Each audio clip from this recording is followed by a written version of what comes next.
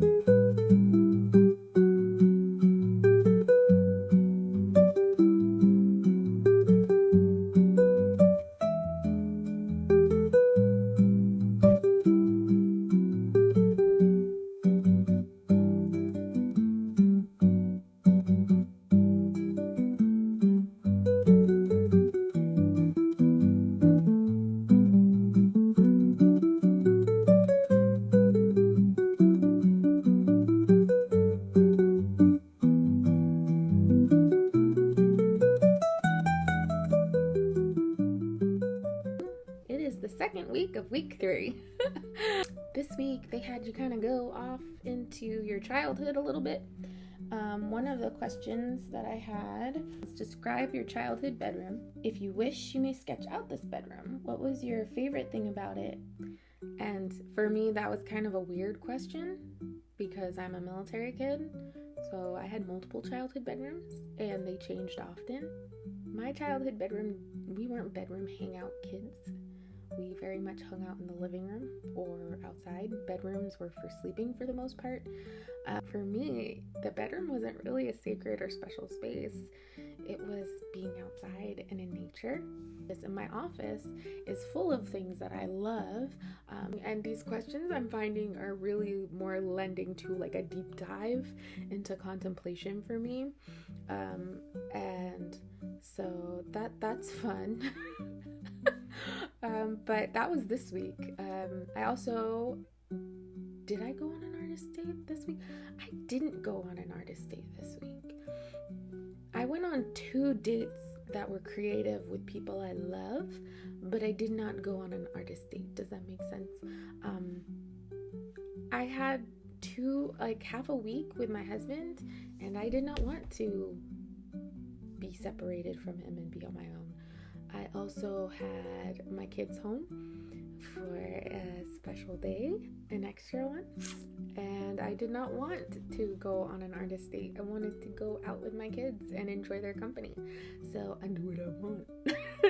So this week and last week, I went out with my family. There's a definite difference. For instance, when I go out with Jason, I am 100% myself. It's basically better than an artist date because I'm not worried about me at all. I did a painting. Hold on. I did my first, hold on, it's French and my husband speaks French, and so I'm going to butcher this. En plein air, outside painting. I did my first one in my, I just bought this. It is my on-the-go studio binder. It has paper and it's going to be fully loaded, but right now it's not. So this is a picture of,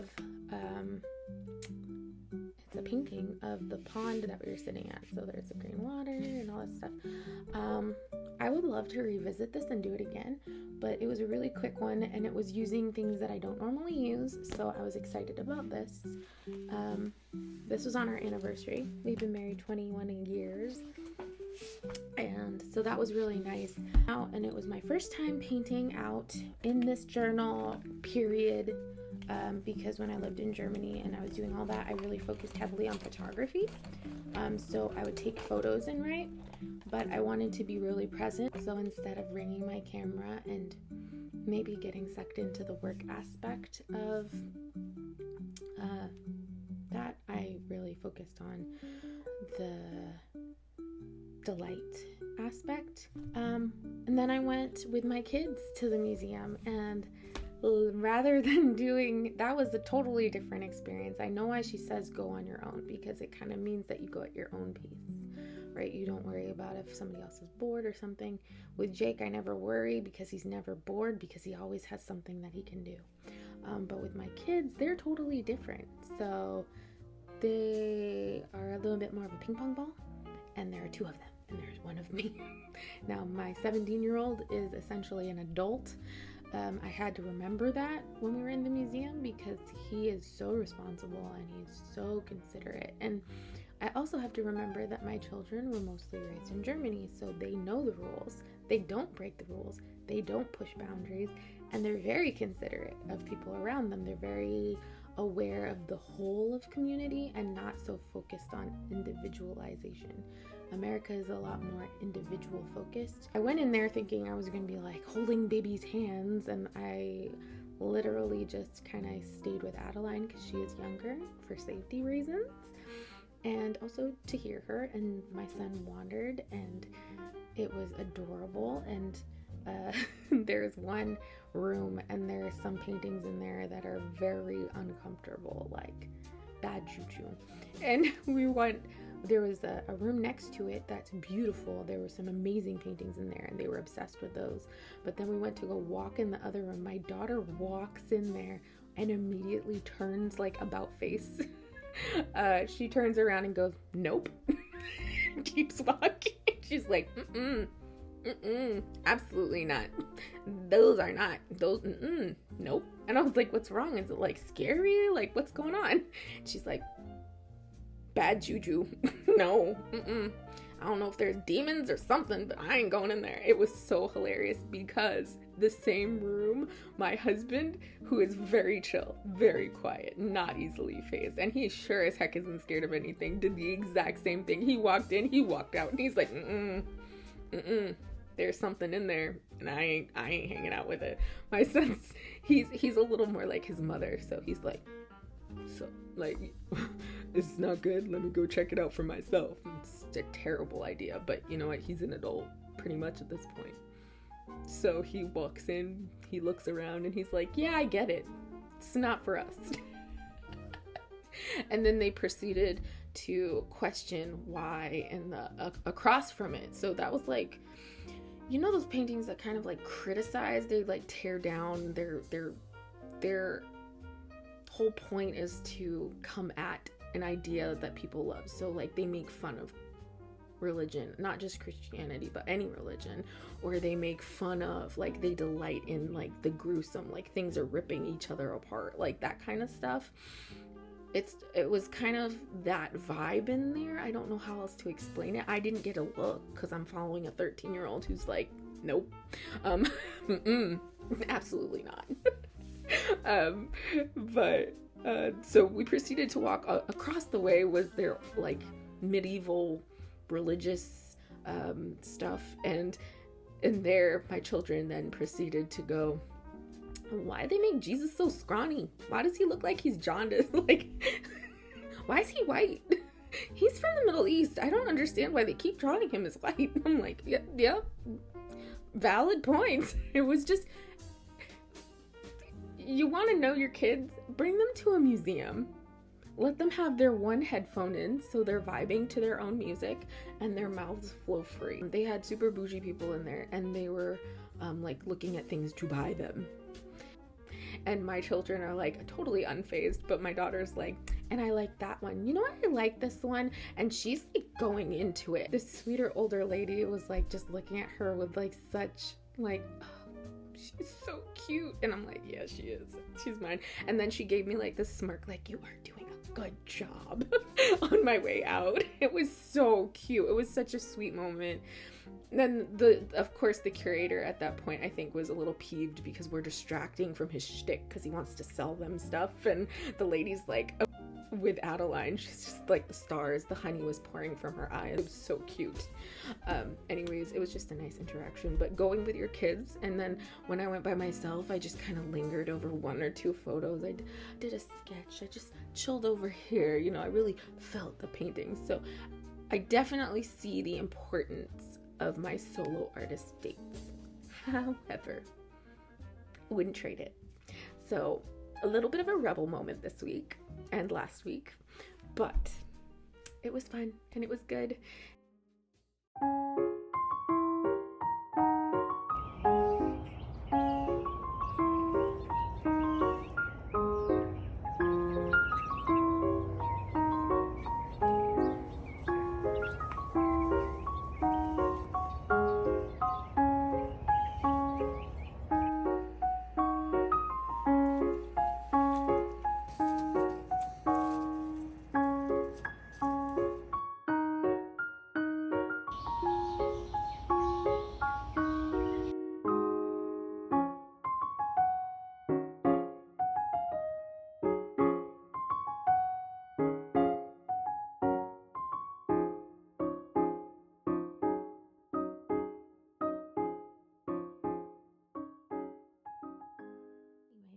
this is week 4.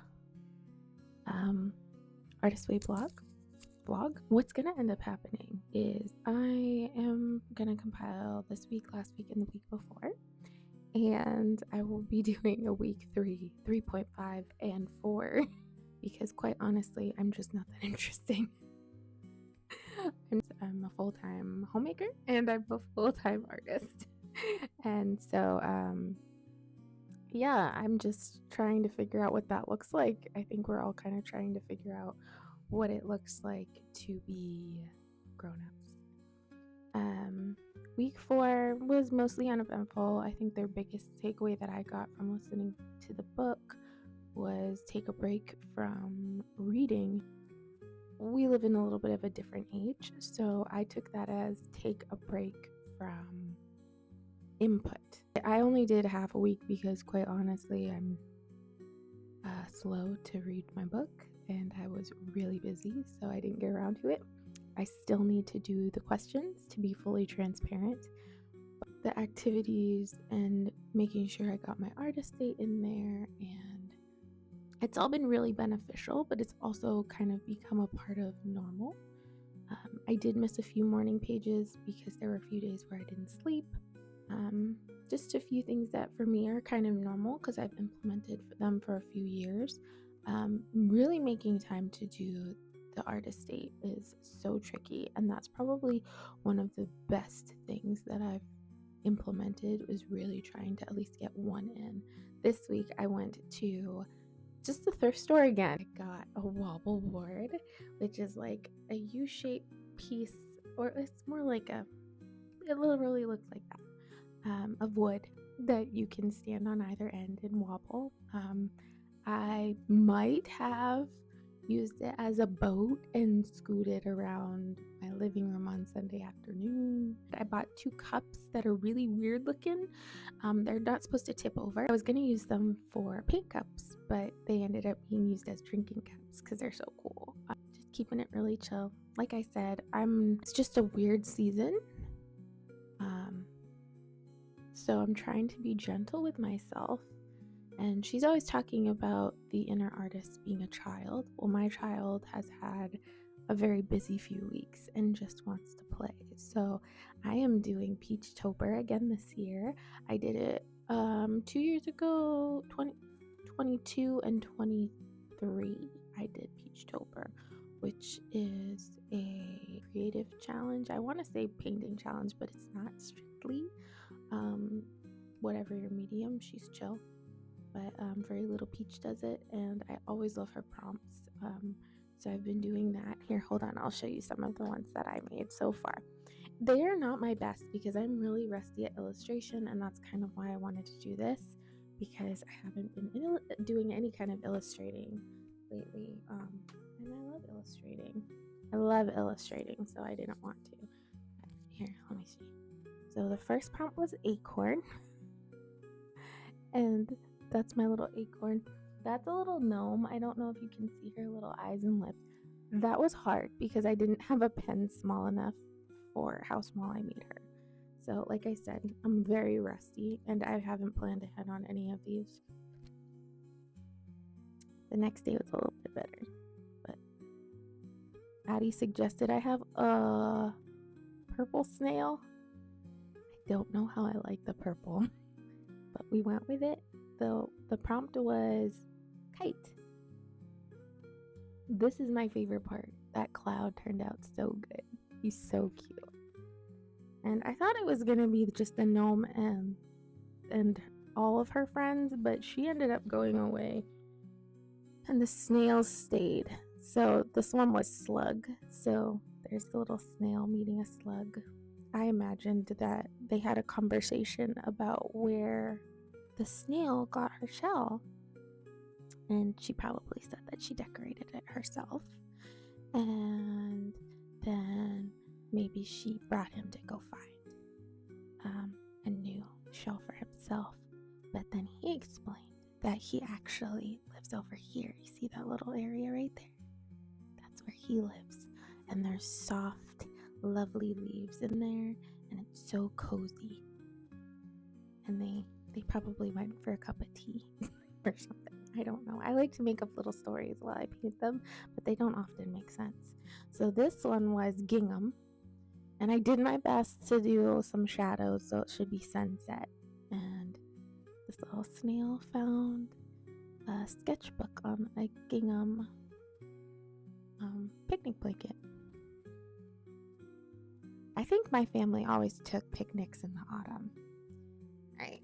The next day was poppy, and for some reason the poppies were harder, but here's my little snail with the poppies that she found. She's taking them somewhere. I don't know who she's taking them somewhere. One time I wrote a story about a snail and the moon, so maybe she's taking it to the moon. This one was ring, and it's a little fairy ring in the woods. And it's kind of like we're peeping through the bushes so we don't scare anybody. I tried to draw a fairy, but that was just terrifying, so we didn't. The next one is strawberry, and it's not done yet. It's still out there, but I'm hoping it turns out cute. So that's what I'm gonna go do after this.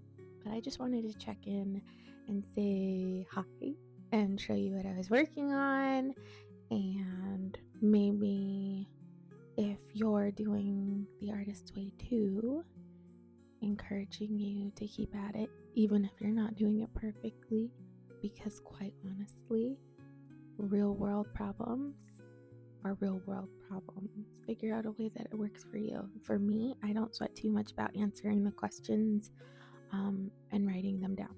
I will listen to the questions and answer as I listen, and it prompts some introspection. This week, the introspection was, am I okay with continuing on this path if my success doesn't look like what people call success now? For me, success isn't necessarily a big following or becoming a popular artist, though that would be lovely. For me, a bigger part of being an artist is, one, being allowed to kind of meditate on certain things God's trying to teach me, creatively moving while my mind is ruminating on something so important. For me, the success wasn't if these sold or not. The success is that when it's time to talk to somebody, they're getting ready to start a journey that's hard or scary or a big risk, that you can encourage them, and from a place of understanding and a place where you've allowed space for God to really teach you and for you to kind of absorb that. So that was kind of what my brain and what my heart was focusing on during these times where I was listening. It was more, if art is communicating with God, if art is being who He created you to be and delighting in His creation, then is it okay if I look ridiculous in allowing this to be my job, if the fruit of it isn't money, but nurturing, nourishing, encouraging, pouring out to the people around me from a place of deep contemplation and understanding and honesty? That's something that has definitely come out of being a full-time artist for me, with the intention is I've become very honest about the things that I'm walking through and even the embarrassing parts.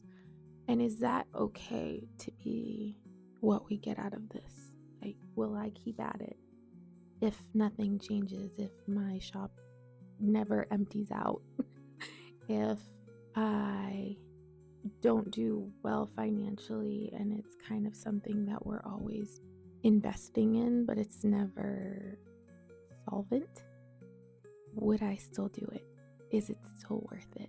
Will I still give it the space that it needs just because this is what God's called me to do, not because it looks like what I thought it would look like? Am I willing to put down pride and the things of this world, security in myself, and pursue this thing that I was created to do? For me, the focus has always been, how can this nurture, nourish, or embrace another person, even if it's just one? How can being honest love someone else? Nothing's that important, and I can't take anything with me other than what I put into other people. So, not that saying that traditional work isn't important. It's just for me, for what I've been called to do. Can I continue in my calling if it stays small? Is it okay? Will I be okay if I stay small?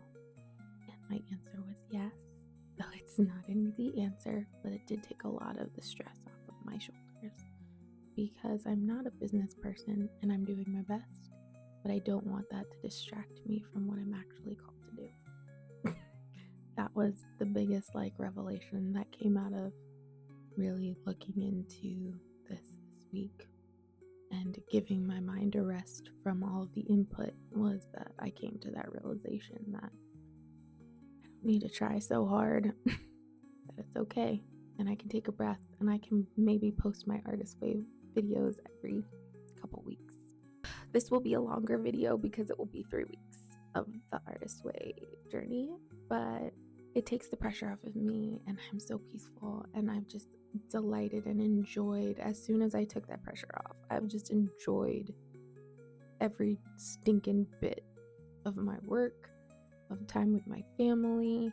The looming self-imposed deadline has shut up, and I can just be present, and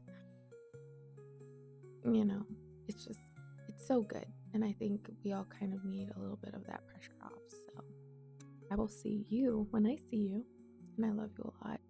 And I am praying that whoever sees this video can allow that grace to permeate their lives too, and that you know that you're loved, and that you're special, and that you were created with a purpose. And we were all created to create in one way or another, whether it's baking or business. There's a creativity that you can apply into that, and there's a play and a delight that you can enjoy. And I just pray that you find that thing that God has called you, your medium, your way of creating, and that you can just delight in it and rest knowing that He's got the universe and a plan, that we can just play and be His kids for a minute. So I went really off on a tangent there. But I love y'all a lot, and I hope you have a wonderful week. I'll see you soon. Don't know when, but I'll post it on my Facebook, which I haven't done for the last 2 videos. So maybe this is the start of something else. Maybe I won't be so nervous about dropping the ball, because there is no more ball to drop. I'm just going to post when I want to post. So love you so much. I'll see you soon.